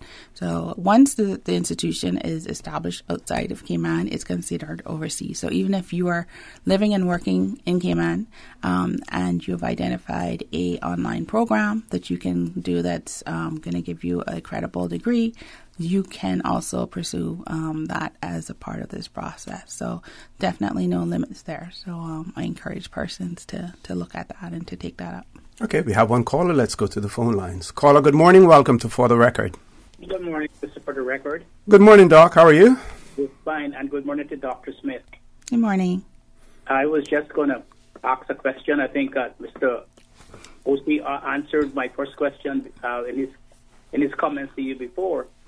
It seems to me that that all that you are authorized to do is to offer scholarships. The first thing I would like to know, and you can answer that after I get off, who is the Educational Council and what are their policies? Because is the Education Council giving scholarship as part of nation building, or is just giving scholarship because that is the good right thing to do? For example, there are over 50 dentists in the Cayman Islands right now. There's not one Caymanian dentist now after Dr. Adlin Merrill died. When you go to the clinic, you have to wait for such a long time. That's a place where we need to nation build by having a Caymanian dentist qualified. I would think that would be one of the first things that we would try to do is to have as many as our people who can qualify as professionals qualify to take those places that we have to hire expatriates to do. When I was at University of British Columbia, every March and April, all of the government and the different institutions came and set up their tents on campus to tell the students what were available and what jobs they need to fill, and they got scholarships to do them. Similarly, when I was at University of British Columbia, they had hundreds of Bahamian students, not only at University of BC, but at Simon Fraser University and University of Victoria, because Lyndon Pindlin went around the world and asked the university to take his people and train them to take all these jobs that were going to be open when expatriates left after independence. It seems to me that not only in the dental field that we have all these vacancies that need to be filled, but also in the medical field, because there are a whole lot of Caymanian, MDs who finish but need to specialize. To so much that it was the Seamen's Association who had to give them some of them a donation for a scholarship for them to go away, because the government didn't provide any money for them to go away to specialize to come back to take over the hospital. So it seems to me that it's an act in futility, because if you go away and you get your credentials and you can qualify to work in Canada or to work in America or to work in those other places, and you know that when you come back you're going to be walking the streets searching for a job, why would you take a scholarship of the government? Or if you take a scholarship, why would you want to come back? I was an example of that over 60 years ago, and yet I went to Canada and excelled there, and so nothing has really changed. It seems to me that the whole idea of scholarship has to be coupled with nation building, and has to be coupled with the needs that we need from generation to generation to make sure that we fulfill those needs and stop depending on people come from abroad, and stop feeding other people and giving them good housing and positions against our people who can take those jobs. Because if they go abroad and good enough to be able to work in New York or Philadelphia or wherever they go, because they have qualified over there, they good enough to come here. Why is it that they're not good enough to come here, and why is it that they have a hard time? You think it would be automatically that they got a job here and that somebody would have to be replaced because we have a Caymanian now who can do the job and who are qualified? Those are my comments. Doc, for that. Thank you very much. Dr. Smith? You're welcome. Thank you for your question and your comment, sir. One, in terms of what is the purpose of scholarships and the council. So that Education Council, as I had mentioned previously, this is a new council, and I think they were appointed at the beginning of right after elections. Minister Juliana O'Connor appointed her council, and the chairman is Mr. Dan Scott. Right? Those are areas that they have been looking at. As I said, that there right now are no limits in terms of what you pursue and study. But one of the things that a student has to do is they have to present how whatever it is that they're planning to study can be utilized in the Cayman Islands and how the Cayman Islands could benefit from it. So that's one of the things that we have in place to kind of help ensure that students aren't just, going off and studying whatever it is. The other thing is that we do have an idea. We are operating in a system which we can better track students and how, what they're studying and when they're going to be returning home, so that we can have those conversations, those links with those other agencies in terms of, recruitment from outside of the Cayman Islands and so forth. The council is looking at priority areas, but we also need to, it's a balance, because it's not just what we need now, but what potentially could we need, 5 years and 10 years. And we know that the world is a dynamic and changing place. So, maybe 5-10 years ago, we would not have even considered maybe sending someone off to school to do animation and design. Right? Even 3 years ago, that was something that was like, what? Yes, person just wants to do cartoons. But now if you look in terms of marketing, the digital technology that is being utilized to market businesses and market even tourism in our country, we need our young people to be able to access their artistic and skills and develop those so that they can work in those fields as well. Saying that there isn't, that we can only study certain things, I think would be placing a limit on what we should be really doing. But we do know that there are areas of concern and priorities, such as, education, medicine. We do actually have quite a few Caymanian students who are overseas currently, who are studying in the medical and the dental field. It is a period of time that takes a study that takes a little bit longer. He mentioned the specialization, and yes, we were very grateful that the Siemens were able to step up and provide funding for specialization and for those doctors who want to specialize in certain areas. I think this year was the last year they were for that commitment, but most recently, we did launch a application process for specialization in the medical field. Okay. We had, I think it was 7 to 9 possibly Caymanian applicants who were either students, doctors who are currently practicing or about to finish their degree who applied. They were interviewed and vetted by the medical professionals at HSA, and so we're looking now at seeing who those persons will be for those specializations, and that is something that I know that where HSA in terms of the Ministry of Health is looking at continuing to be able to provide that kind of funding. So that void has now been filled. So that void has now been filled, and so we continue to look at areas of need. One of the things that the schools do. They do promote or conduct career fairs in which various businesses, private and government, will go and basically promote what it is that they do to the students, and then gives them an idea in regards to what it is that they would like to be doing. I said earlier, I think it is something that we definitely could do better and improve on, and why I also encourage young people to do internships so that they can get an idea of what it is and where it is that they want to study. Okay, we're going to take a commercial break. When we return, Dr. Smith has some advice for those persons who avail themselves to scholarships, and to remind them that not only do we have government scholarships, but there are other corporate and private scholarships that are out there, and being the beneficiary or the recipient of those scholarships does not necessarily prevent you from getting the government scholarship as well. So please stay tuned. For the record, we'll be back shortly. Thanks for helping me there. The Cayman Pharmacy Group would like to thank the Cayman communities for their continuous support for over the past decade.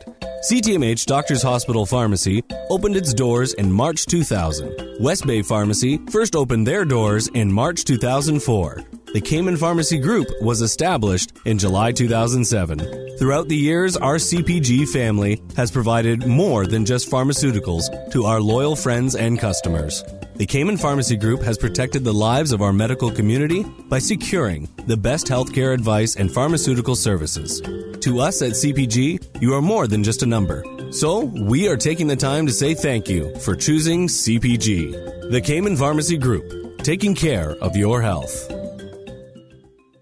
At KFC, we believe you don't have to share a last name to be a family. Whether it's an office party, holiday fete, or family gathering, enjoy KFC's fresh hand-breaded finger-lickin' good chicken. The KFC Festive Feast includes 10 pieces of original recipe or spicy chicken, creamy mashed potatoes, tasty coleslaw, and warm biscuits. KFC's holiday catering menu includes buckets of hot wings, sweet chili wings, or chicken tenders. KFC, it's finger-lickin' good. Initiating system. For information that matters. For the record, with Orrett Connor. Continues right now on Radio Cayman.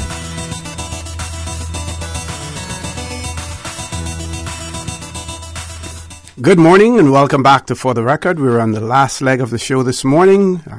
My pleasure to have in the studio with me Dr. Shara Smith, who has put in overall charge of the government scholarship program. And like I said before, we went to the commercial break. She has some advice for those persons who are maybe already be the recipient of scholarships other than government scholarship.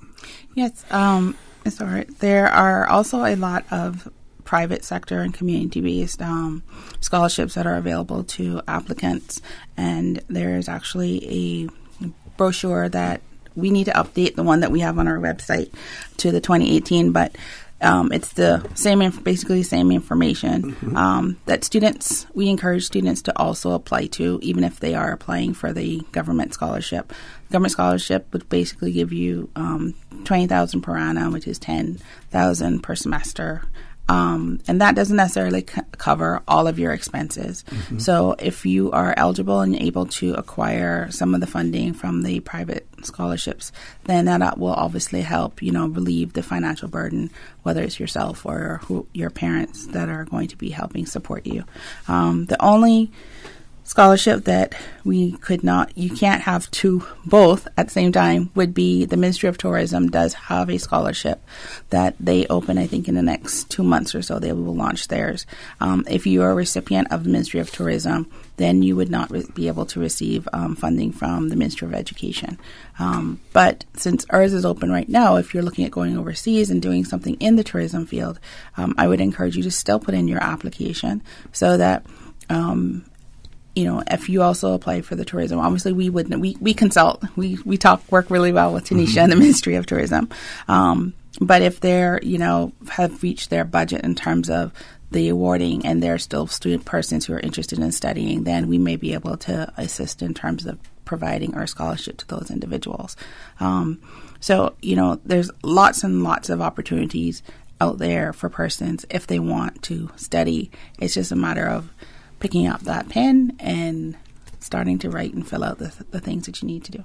Now, we know that more heavily populated countries, the whole scholarship program and the urge to get a scholarship is highly competitive. Yeah. I believe that here in the Cayman Islands, we're extremely fortunate to have so many offers of scholarship. Now, in the case of the government scholarship, has it ever been oversubscribed, or in most cases, are they undersubscribed? We are usually, I would say, oversubscribed based on the figures that I have seen in the past. This application period, when I checked things on a Friday, it didn't look like we had. We only had 100 and something in stage one. Which is why I'm, you're hearing my voice, because we want to encourage people to get started and to take up the opportunity. Right now we do actually have, I think it's almost 1,600 persons on scholarship overseas, studying at some varying levels, whether that's first grade up to postgrad.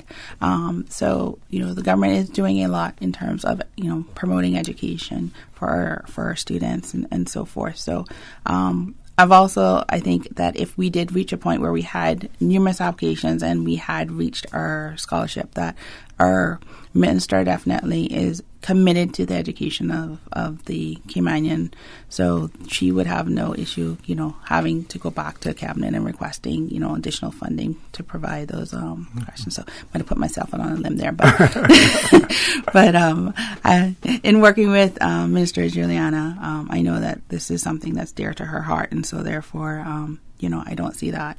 Them saying no. Certainly. I think the only way that you would get a no is if you don't meet the eligibility criteria for some reason.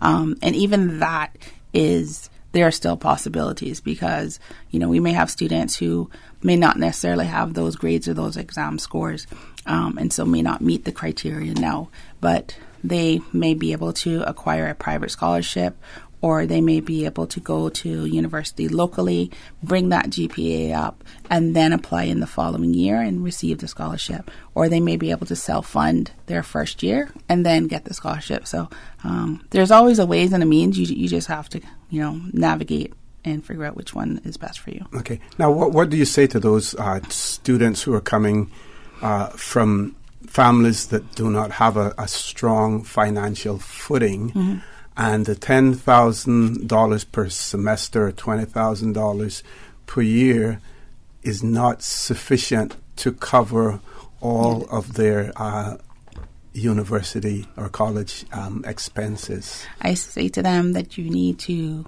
definitely put in your applications for those private scholarships as well, to make sure that you can find that additional supplemental funding.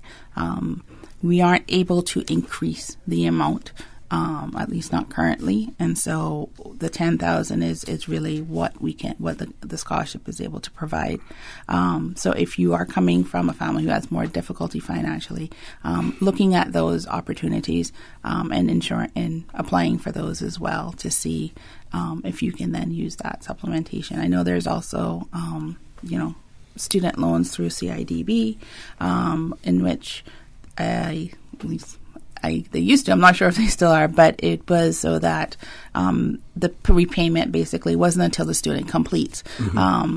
So that is also could possibly also be an option to the students. So don't make whatever the financial limitations that are or you perceive stop you from trying, because you never know, and I think that there's always a possibility and options out there. So if you're not sure, you can contact us, and we can help guide you and advise you as best as we can. But don't say, "Well, I'll never do it." Yeah, it is unfortunate though that it appears as if the private scholarships, the ones that are offered outside of government, seem to focus more on those, or the persons who are successful are those with the higher GPA. And so you may find someone who does not have a high GPA, but is in a financial bind, and not being able to qualify for those private scholarships. And the private ones have different eligibility criteria and so forth. So they are some that, in terms of the GPA, might not be as high as others. In terms of government, we have the TVET, which is a lower GPA that's required. Again, even that, I think there's opportunities. Even the universities nowadays will provide scholarships and funding. We're finding that students, when they apply, if you're an athlete, that is also an opportunity for additional scholarship funding from your from the university, or work study programs. I know we have quite a few private sector companies who do help their students, their employees, go off and study overseas. So it may mean that you may not necessarily get to go and do it now. It may mean you need to, work in the area, in the field for a year and then look at going off. But just don't give up, put that plan together and then initiate that plan. Chase your dreams. That's Follow right. your dreams. That's right. We have about 5 minutes left, Dr. Smith, so I want to give you an opportunity to again highlight all of those important points that those persons who are intending to apply for scholarships need to know. All right. So, the deadline is January 31st. which is only a couple of weeks away. You can go on the website, which is www.education.gov.ky/scholarships, and under applying for an overseas scholarship, click on that link, and that will give you all the information that you need. Please read through all of the information. A lot of the questions that we are getting emailed to us or even asked on the shows that I've been on, the information is on the website. We've been really diligent in ensuring that we can provide as much information as possible available. So they need to look at doing that. And basically this process is for anyone who's considering going to university, whether first time or post grad degrees. Online for post-grad is also eligible. Once the institution is not established in Cayman, this is when you apply. And if you miss this window, then we won't be able to basically again until the next November. So it's really important that persons put in their information, go online, have a look at all the documents that you need, and so that you can start to put those together. Very important. Okay, I want to thank you very much for making yourself available, and I'm quite sure that the information that you provided will prove to be, quite useful for those persons who are listening. And like I said, if you yourself are not pursuing tertiary education and seeking a scholarship, you may know someone.